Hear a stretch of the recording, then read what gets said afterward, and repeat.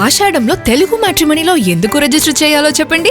ఎందుకు? ఇప్పుడు మెంబర్షిప్ తీసుకుంటే ఆషాఢం ఫుల్ గా ఫ్రీ. తెలుగు మ్యాట్రిమోనీ ఆషాఢం ఆఫర్. ఆషాఢం ఫుల్ గా ఫ్రీ. అర్ధరాత్రి తిరుపతిలోని ఓ షాపులో దుండగులు బీభత్సం సృష్టించారు.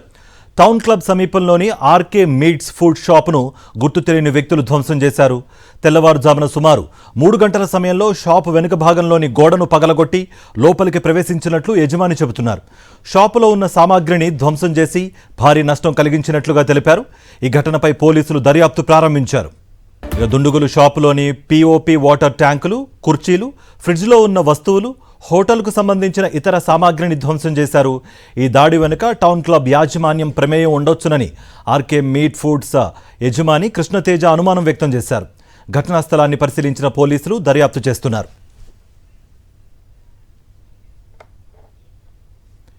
ఇదే అంశానికి సంబంధించి మరింత సమాచారం మా ప్రతినిధి విజయమూర్తి అందిస్తారు.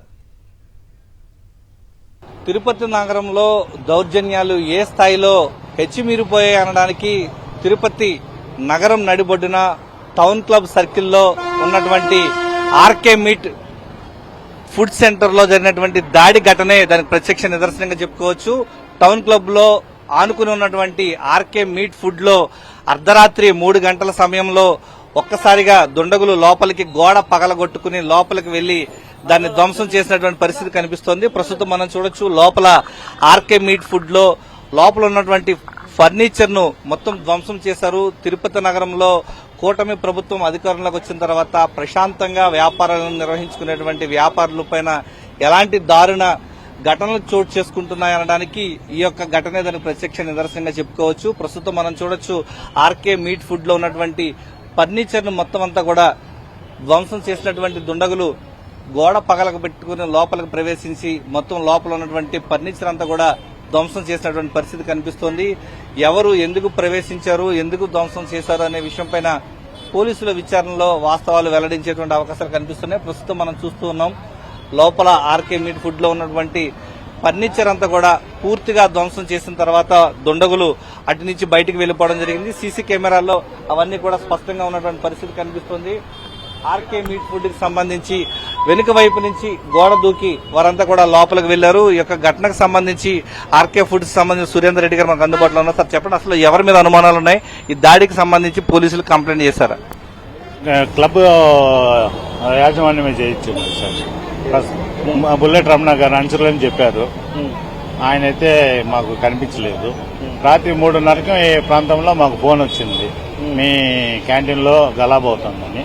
చుట్టుపక్కల నైబర్స్ ఎవరో ఫోన్ చేశారు. మేము అప్పటికి వచ్చే కాడికి మా షట్టర్ ఓపెన్ చేయడానికి ట్రై చేస్తే లోపల నుంచి లాక్ చేసేశారు. లోపల చూస్తే 30 నుంచి 40 మంది అంతా యువకులే ఉన్నారు. సెల్ ఫోన్ లైట్లో అన్ని ధ్వంసం చేస్తున్నారు. మా కరెంట్ అంతా తీసేసి ఎవరు మీరు అని అడిగితే ఇది మేరకు ఖాళీ చేయమంటే మీరు చేయమన్నారంట కదా, అందుకని రమణన్న చెప్పారు ఇదంతా కొట్టేయమని చెప్పి, ఎవరైనా లోపలికి వస్తే చంపేస్తామని మమ్మల్ని బెదిరించారు. సరే అందుకనేసి నేను పోలీసు వాళ్ళకు వినిపించుకొని మా వాళ్ళకి ఇన్ఫార్మ్ చేసి వాళ్ళు వచ్చారు. పోలీసు వారు వచ్చే కాడికి అందరూ పారిపోయారు. ఎవరిది బలం ఉందే వందే రాజ్యం లాగుంది. సామాన్యులంతా బతికే పరిస్థితులు ఏమి కానరావటం లేదు. తిరుపతి నగరంలో తిరుపతి టౌన్ క్లబ్ యాజమాన్యమే ఈ యొక్క ఘటనకు సంబంధించి తమ హోటల్ ని ధ్వంసం చేయించిందని చెప్పేసి సురేందర్ రెడ్డి గారు చెప్తున్నారు. ఈ యొక్క అంశానికి సంబంధించి 40 మంది దుండగులు 2 గంటల నుంచి 3 గంటల సమయంలో లోపలికి ప్రవేశించి తమ యొక్క హోటల్ అంతా కూడా ధ్వంసం చేశారు. తిరుపతి నగరంలో రౌడీ రాజ్యం వెళ్తోంది.